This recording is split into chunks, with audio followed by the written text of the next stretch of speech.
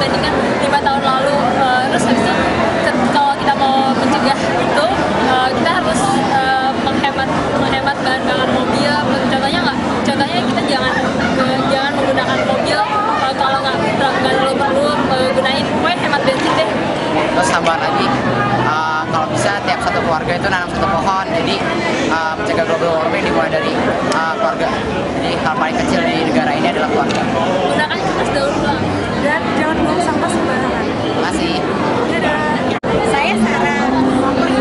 saya Yasmin. Saya Ayu. Kami di sini mau ngomongin tentang global warming. Global warming itu pemanasan global. Jadi Indonesia nya pemanasan global. Begitu meningkat. Ya. Jadi itu meningkatnya iklim, terus meningkatnya suhu di permukaan bumi. Terus global warming itu udah mengakibatkan kita ke dalam beberapa yang buruk banget. Contohnya kan sekarang makin hari makin panas. Kalau misalnya panas gitu, itu udah menusuk kulit banget. Jadi makin disaster. Bukan itu aja, kan es di kutub itu udah pada mencair semua. Jadi air di bumi ini meningkat.